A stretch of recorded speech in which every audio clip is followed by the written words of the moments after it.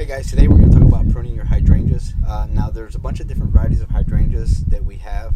Here specifically, we have our panicle hydrangeas, which are the ones we have here, the little limes and the limelight hydrangeas, as well as our Zinfandel hydrangeas. You have Macrophylla hydrangeas, which are your big leaf hydrangeas. They have the big leathery leaves. Those are the ones you usually find in the store that are pink or blue.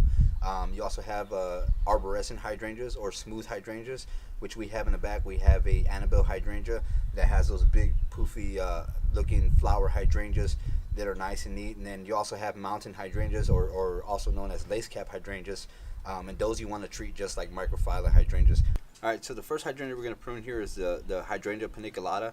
These have the nice cone-shaped hydrangeas, and like I said, these grow on new wood. So the best way to prune these is basically is you're going to find the nodes you want to prune down to, and then you're going to cut right at that node.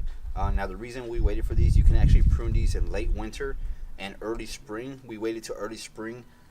In our zone here, zones 7, 8, 9, you can usually tell when they're about to bloom in late winter because the weather's kind of a little bit warmer towards the end of winter here. We had a mild winter, so you'll be able to see a lot of the buds.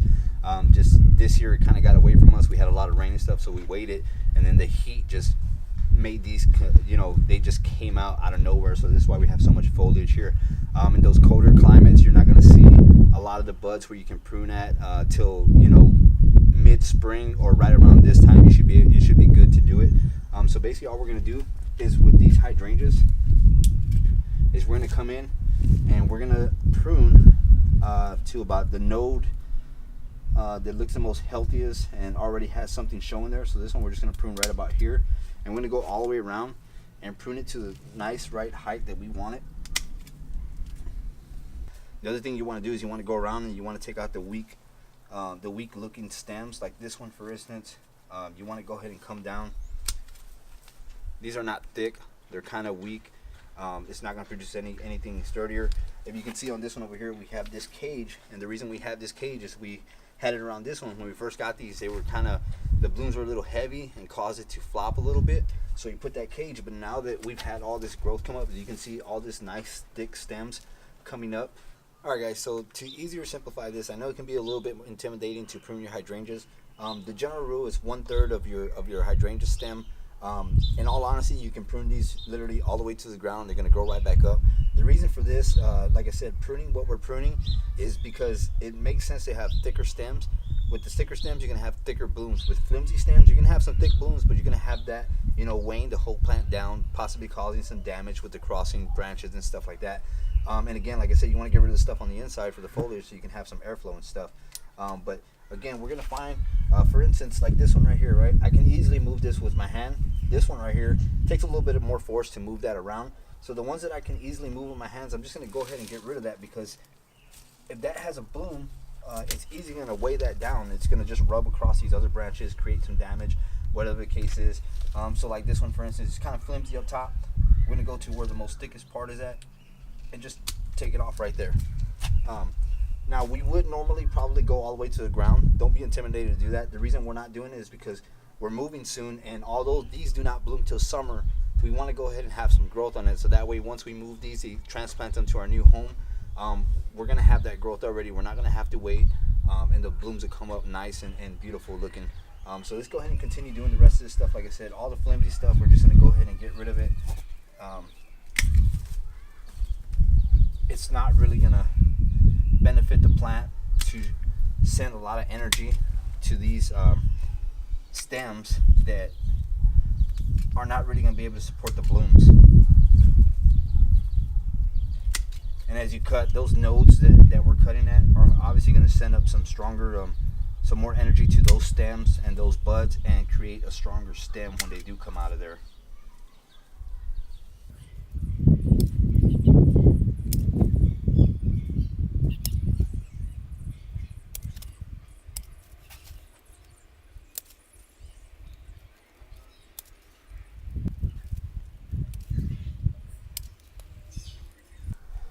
Alright guys, so I know it looks like a lot was taken off of this plant, and it really is a lot that I took off of this plant, but in all honesty, it's going to benefit the plant.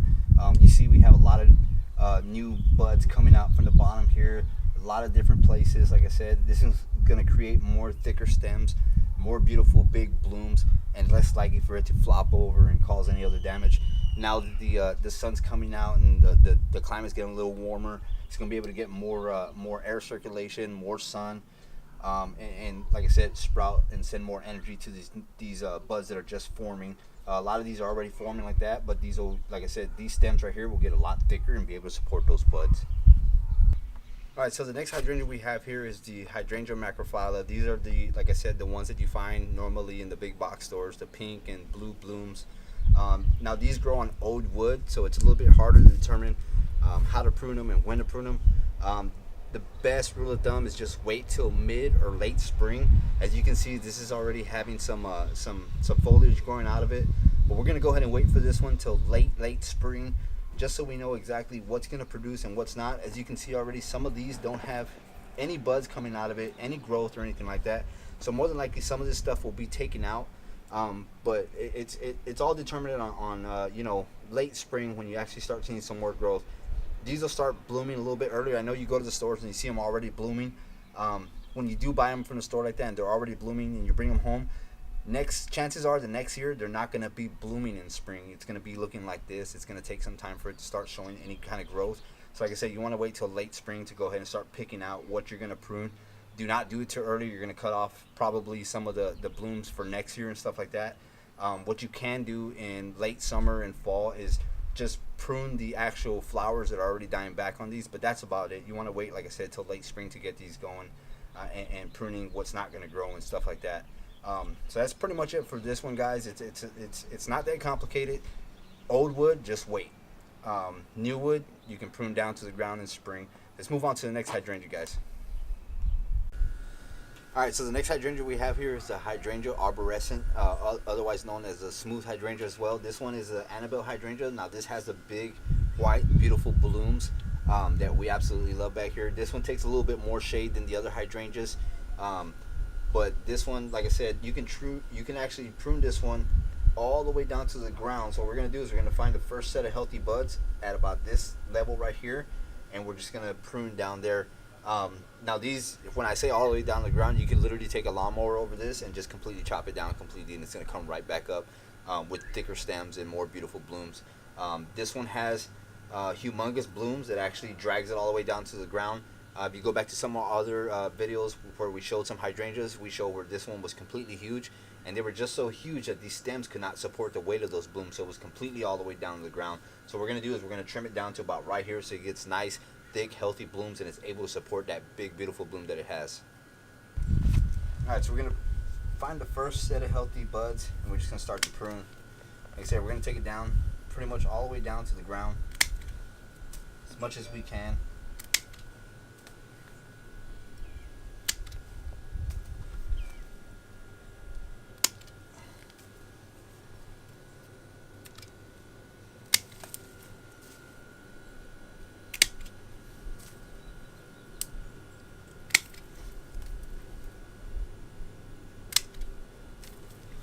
Now when you get down to the bottom here, what you want to do is find anything that doesn't look healthy, like that for instance. I just barely tugged on it and it completely came off.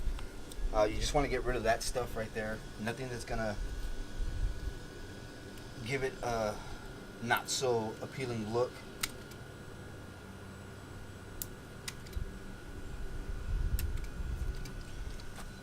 That's the easiest prune job we've ever done on hydrangea. Like I said, these they bloom on new wood, so there's nothing to worry about on these arborescents. Like I said, you could just literally chop it all the way down to the ground here, and it's going to grow right back up. It's going to have some nice thick stems on it to support those big, beautiful blooms. I know it's kind of confusing. It's kind of, you know, there's the new wood, the old wood, you know, what type of hydrangeas they have, the Macrophylla, the arborescents, the paniculatas. You have the mountain hydrangeas, the lace cap hydrangeas. It does get kind of confusing, but if you wait till around this time, like I said, early spring, mid-spring, you'll start to see those blooms on the old wood hydrangeas, and you'll know exactly what to prune. On the new wood hydrangeas, like I said, you can prune them down a third of the stem, or you can actually go all the way down to the ground. It's going to come right back up from the ground.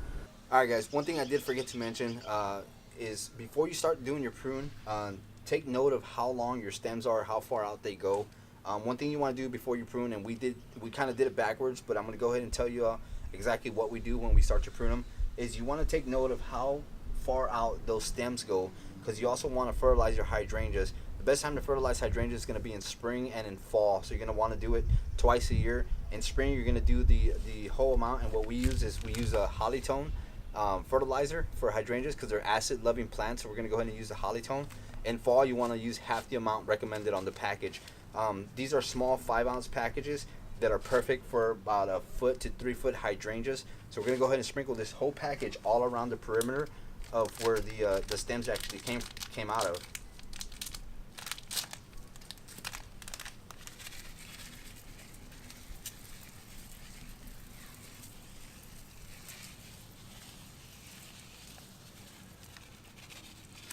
Now, if you have mulch around your hydrangeas, you want to go ahead and work that into the mulch. We don't have too much mulch here. It's a lot of soil. You want to water it in, let that get nice and deep down into the roots, and that way once they start, well, not start because these already have buds, but once it starts growing, that fertilizer will get into the roots and start feeding that hydrangea and make it look nice and beautiful. We'll go back and do the other hydrangeas that we pruned as well. That's in a smaller bed. We know exactly how far out they kind of went, so it'll be a bit easier. But those of you that have hydrangeas in different spots, you want to take note of how big, also how long those hydrangeas have been established in the ground. If you just transplanted them and just put them in the ground, obviously those roots are not going to get as big, so you can kind of determine where that drip line is going to be. But for these, like I said, we've had this for about 1.5 years now, so we kind of know the roots kind of spread out to as far as the stems. So we'll go ahead and fertilize right around that area and get that stuff right inside there. But again, guys, that's going to be it for this video. I hope you learned something. I hope this was helpful to anybody who's confused about the hydrangeas. If you haven't subscribed, please subscribe. Give this video a like if you haven't already, and we'll see you guys in the next video.